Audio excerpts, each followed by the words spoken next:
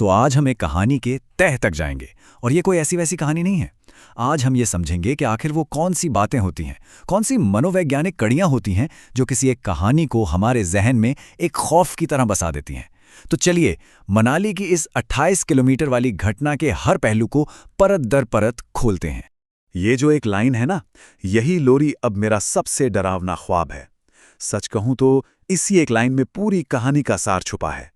ये सिर्फ एक वाक्य नहीं है, ये उस गहरे डर का प्रतीक है जो घटना के खत्म हो जाने के बाद भी पीछे रह जाता है। तो चलिए कहानी की शुरुआत में चलते हैं और जानते हैं क्या, अक्सर ना सबसे डरावनी कहानियों की जड़ें बहुत ही नेक इरादों में छिपी होती हैं।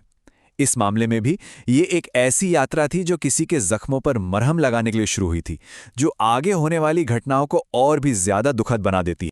कहानी में 4 दोस्त हैं। साहिल, जो हमें ये कहानी सुना रहा है, चिराग, अरुण और समय।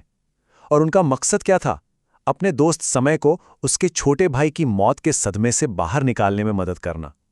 अब देखिए, दोस्तों का एक ग्रुप एक अनजान जगह, ये डरावनी कहानियों का एक क्लासिक सेटअप है।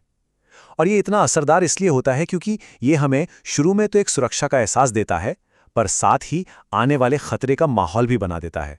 और बस यहीं से कहानी में वो पहला, आप कह सकते हैं, डर का बीज बोया जाता है। ये सिर्फ एक चेतावनी नहीं होती, ये एक तरह का इशारा होता है कि कुछ बहुत भयानक होने वाला है, जो हमें आगे की कहानी के लिए बेचैन कर देता है। अब देखिए, कभी कभी ना जगह का नाम ही अपने आप में किरदार बन जाता है, एक चेतावनी बन जाता है। रोहतांग पास, जिसका मतलब ही है लाशों का ढेर, नाम सुनते ही दिमाग में खतरे की घंटी बजने लगती है, भले ही उन दोस्तों ने इसे उस वक्त नजरअंदाज कर दिया हो। होटल का रिसेप्शनिस्ट उन्हें साफ साफ बिल्कुल क्लियर वार्निंग देता है। कहता है कि शाम 6 बजे से पहले रोहतांग पास से लौट आना, क्योंकि रात में वहां एक मायावी साया घूमता है। लेकिन जैसा कि ऐसी कहानियों में होता ही है, दोस्तों ने इसे बस एक लोकल कहानी समझकर हवा में उड़ा दिया। और यही वो गलती थी जो कहानी को सीधे खतरे के मुंह में धकेल देती है।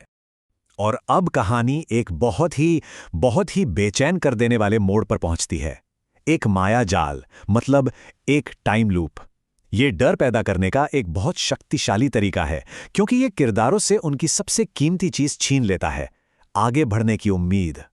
ये जो मील का पत्थर है ना, मनाली 28 km, ये उनके फंसे होने का एक भयानक सिंबल बन जाता है।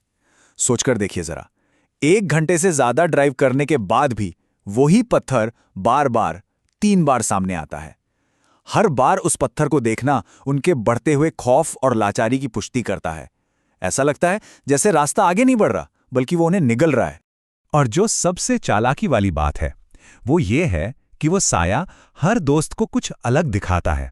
साहिल को एक बूढ़ा आदमी दिखता है, चिराग को एक छोटी लड़की और अरुण को एक अकेला काला घोड़ा। क्यों? ताकि उनके बीच फूट पड़ जाए, कंफ्यूजन पैदा हो जाए, वो एक दूसरे पर ही शक करने लगें। अब तक जो खतरा बाहर था, अब वो अंदर आ जाता है। कहानी का फोकस अब बाहरी दुनिया से हटकर ग्रुप के सबसे कमजोर सदस्य समय पर शिफ्ट हो जाता है, जो अजीब तरह से बर्ताव करना शुरू कर देता है। अचानक एक लड़का दिखाई देता है, करीब 15 साल का, और वो उनकी चलती हुई कार के साथ साथ दौड़ रहा है। और कार की स्पीड क्या है? 40 किलोमीटर प्रति घंटा। ये मुमकिन ही नहीं है। इसी पल उनका डर एक ठोस, भागते हुए खतरे में बदल जाता है। अब वो सिर्फ एक साए से नहीं, बल्कि किसी ऐसी चीज से भाग रहे हैं जो कुदरत के सारे नियमों को तोड़ रही है। और यहीं पर उस साए की चालाकी देखिए। वो सीधे समय को टारगेट करता है, जो पहले से ही दुखी है। उसकी हमदर्दी को ही हथियार बना लेता है। जब समय कहता है शायद इसे हमारी मदद चाहिए, तो ये सिर्फ उसकी दया नहीं, बल्कि उस साए के कब्जे की शुरुआत होती है।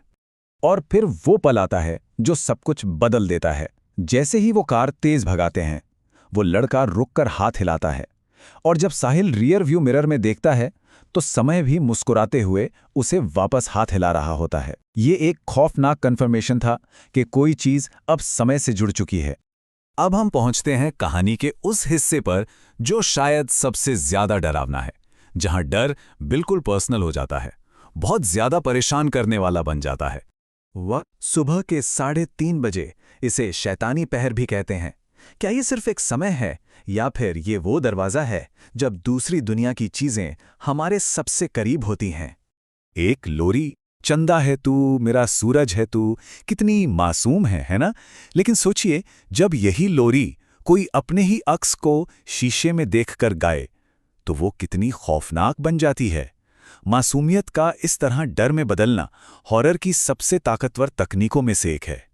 और समय की हालत, आंखें बिल्कुल लाल, गर्दन पर ऐसे निशान जैसे किसी ने गला घोटा हो, और चेहरे पर एक अजीब सी मुस्कान, और वो शीशे में अपनी ही बिगड़ी हुई परछाई को देखकर लोरी गा रहा था। ये एक ऐसा दृश्य है जो दिमाग में बस जाता है। जब डर अपनी इंतहा पर पहुंच जाता है, तब कहानी एक समाधान की तरफ मुड़ती है। एक ऐसा समाधान जो पारंपरिक मान्यताओं और प्रथाओं में छुपा है। तो पंडित जी क्या बताते हैं कि एक बुरी आत्मा ने समय के दुख का फायदा उठाया। ये बहुत जरूरी बात है, क्योंकि ये बताता है कि समय की हमदर्दी इतनी खतरनाक क्यों साबित हुई। आत्मा ने उसके दुख को पहचान लिया और उसे अपने लिए एक खुले दरवाजे की तरह इस्तेमाल किया। तो फिर उस बुरी आत्मा से लड़ने की प्रक्रिया शुरू होती है। ये कुछ स्टेप्स में होती है। पहले नज़र उतारी जाती है, फिर मंत्रों से झाड़ फूंक, और आखिर में शुद्धि और सुरक्षा के लिए पूजा होती है। ये उस अलौकिक अराजकता के खिलाफ एक संरचित लड़ाई को देखने जैसा है। और फिर इसका नतीजा सामने आता है। समय को जोर जोर से उल्टियां होती हैं और उसमें से एक अजीब, गाढ़ा, काला लिक्विड निकलता है। ये एक तरह का फिजिकल सबूत था कि वो बुरी चीज अब शरीर से बाहर निकल चुकी है। झाड़ फूक का एक निश्चित और भयावह अंत। लेकिन क्या कहानी यहीं खत्म हो जाती है? नहीं, यही तो इस कहानी का सबसे जरूरी सबक है। समय तो ठीक हो जाता है, लेकिन साहिल जो ये कहानी सुना रहा है, उसे आज भी उस लोरी के बुरे सपने आते हैं। ये हमें कहानी की शुरुआती लाइन पर वापस ले जाता है कि आत्मा भले ही चली जाए, पर उसका दिया मनोवैज्ञानिक घाव बना रहता है। और हम इस कहानी को उसी एक सवाल पर खत्म करेंगे जो उस आत्मा ने समय के मुंह से बोला था। एक ऐसा सवाल जो कहानी से निकलकर सीधा हमारे सामने आकर खड़ा हो जाता है। अगर मैं रात को तुम्हारी खिड़की पर दस्तक दूं, तो तुम खिड़की खोल के मेरी मदद करोगे ना?